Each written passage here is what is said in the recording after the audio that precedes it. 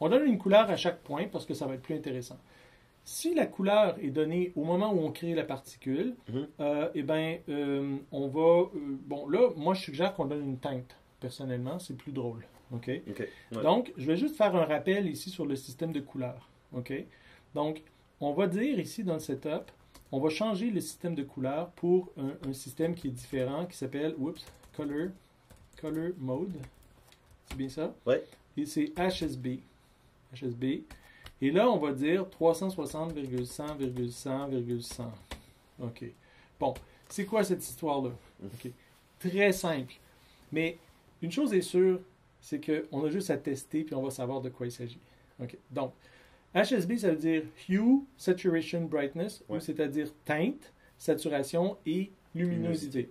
Et le chiffre qui est après, ça veut dire qu'on va avoir 360 teintes, on va avoir 100 valeurs de saturation et 100 valeurs d'intensité, et on va avoir 100 valeurs d'opacité en plus. C'est même pas écrit opacité ici, mais bon, OK.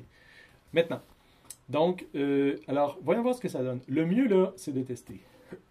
Donc, on teste. Comment on teste? Facile. Tantôt, on a mis ici la couleur à 255 pour tous les points. C'est pas tellement intéressant. On va enlever ça d'ici, ces deux-là. OK? Puis on va les envoyer directement dans là où ils ont à faire, c'est-à-dire dans l'affichage. OK? Puis là, il faut bien mettre les bonnes choses aux bonnes places. OK? Là, on va changer la couleur pour chaque point, mais on ne changera pas la taille. Hein? On ne va pas changer la taille. Donc, moi, ce que je suggère, c'est, on peut le faire comme ça, ou on peut mettre stroke weight ailleurs. On peut le mettre dans affiche tout, par exemple. Affiche tout. Ici. Si on le met ici, à ce moment-là, ça veut dire que toutes les particules vont avoir la même taille. Ouais. Par contre, ici, dans affiche d'une particule, chaque particule pourrait avoir sa propre couleur. OK. Faisons un test. Allons-y pour Color. Puis là, si on ne connaît pas le mode HSB 360, 100, 100, 100, 100, il suffit de tester. Il n'y a absolument rien de plus simple que tester. Alors, on y va. On va tester une teinte. Donc, on va dire 0. Saturation 100%. 100%. Luminosité 100%. Opacité 100%. OK, alors on teste. Hop. Et voilà. Ben, c'est rouge. OK. Bon, c'est pas super surprenant. Puis d'ailleurs, si on se rappelle les teintes, eh bien, 120 degrés, ça devrait être vert. Oui, c'est ça. Et puis, 240 degrés, 240 degrés devrait être bleu. Hein? C'est ça? Donc, ça fonctionne. OK. Donc, ça marche. Maintenant, on peut juste tester la saturation. Supposons que je mets, disons, rouge, mais avec une saturation de, je sais pas moi, 50%. Qu'est-ce qui arrive? OK, bien, ils sont plus blancs un peu. Hein? Bon, OK. Donc, c'est merveilleux. Si je mets une saturation de 0, ben, ça va devenir gris. Et voilà. Bon, gris ou blanc, ou peu importe. OK. Donc, c'est gris, ou en fait, il n'y a pas de couleur. Puis la luminosité, ben ça, c'est évidemment l'intensité. Donc, par exemple, si je mets 100% saturé, mais avec seulement 30% de luminosité, bien, ça va faire un rouge foncé. On voit très foncé. C'est bon? OK. Maintenant, là, on va tester l'opacité aussi. OK? Pour tester l'opacité, avec des petits points comme ça, on ne verra rien. Mais on va mettre des points beaucoup plus gros. Juste pour rire, on va mettre ici les points à 60 plutôt que 6. OK? Donc là, ici, on a des points opaques. OK? Et clairement, ils sont opaques. Et si on voulait, ben, on pourrait changer le 100 pour 10%. Hop. Ouais, bon, OK. C'est pas super, là, 10%. On va mettre un peu plus opaque. Mettons 25%. Oh, 30%. Ah, voilà. Donc là, on voit, on comprend ce qui se passe. C'est transparent et quand il se passe par-dessus, ben, ça s'additionne parce que c'est de la transparence.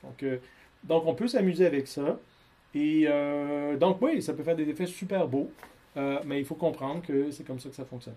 Alors, nous, on va même rajouter quelque chose de drôle. Alors, pour s'amuser avec ça, on peut aussi relier la couleur à des éléments de la particule. Par exemple, sa vitesse ou etc. Ouais. Okay? Donc, juste pour faire une ou deux petites démonstrations sympathiques. On pourrait dire, par exemple, on va utiliser la position en X pour donner la teinte. Comment on pourrait faire ça? Bien, c'est facile. On pourrait dire, OK, X va de 0 à 8, la largeur. Ouais. Et la teinte va de 0 à 360. Donc, on va faire un remap qui est une fonction extrêmement pratique. Donc, remap, en fait, c'est pas remap, c'est map. C'est map. OK? Et on va remplacer le 0 qui est là par map dans la teinte. Et là, on va dire map mon x de 0 à 8. Et donc de 0 à 8 va être mappé de 0 à 360. OK? On essaye ça? Ah, voilà. Donc là, ce qu'on a, c'est un arc-en-ciel de gauche à droite. Pourquoi? Parce que quand les points sont à gauche, ben, ça donne teinte 0. Et la teinte change graduellement et s'en va jusqu'à 360. Cool? C'est génial. Hein, c'est simple, c'est rigolo. Pourquoi? Ben, on a relié la couleur à la position en X. Bon, évidemment, on se doute tout de suite de ce qui va arriver si je fais Y et que je change ici height. Ça va faire la même chose dans l'autre sens. Bon, OK, parfait. C'est pas surprenant. OK, maintenant, on pourrait faire d'autres choses. Hein? Juste pour faire un ou deux essais, encore, on pourrait, par exemple, choisir une teinte pour chaque particule. Puis, on pourrait lui donner une teinte reliée à sa vitesse, juste pour rire. OK?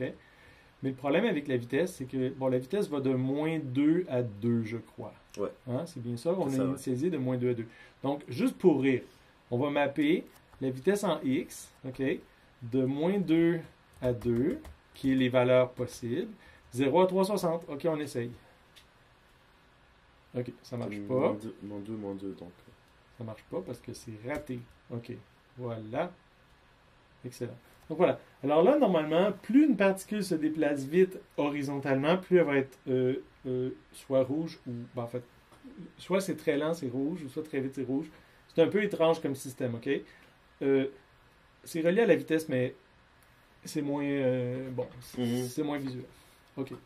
Puis une des raisons de ça, c'est que la magnitude de la vitesse, c'est la racine carrée de Vx au carré plus Vy au carré. Bref, il faudrait tenir compte de la vitesse en Y aussi, pas juste en X. OK. Donc là, ça suffit pour ça. Là, ce qu'on va faire, on va faire quelque chose d'autre ici. On va dire, OK, chaque particule doit avoir sa propre teinte. Tiens, en fait, je veux juste repartir ça. OK. Si on veut que chaque particule ait sa propre teinte, comment on va faire?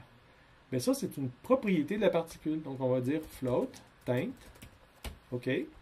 Et quand on initialise la particule, on va dire teinte égale à random de combien? 0 à 360, parce que les teintes vont de 0 à 360. Ouais. Et quand on va afficher maintenant la particule, eh bien, c'est très direct. On va dire teinte. Et voilà, c'est fini. Donc là, maintenant, chaque particule a sa teinte choisie au hasard. Allons-y. Ça semble bon. Donc, on voit que chaque particule a sa couleur et puis elle reste de sa couleur et puis elle est contente. OK? Donc, on est heureux avec ça. Maintenant, au fait, il y a un truc que je voulais faire pour réduire mon ventilateur. Ici, on met virgule P2D. C'est bien ça? Oui, ça va faire une petite accélération matérielle. Comme ça, le rendu va être matériel et non plus logiciel. Ouais, puis ça veut dire que mon ventilateur va arrêter de faire du bruit. C'est ça. En théorie.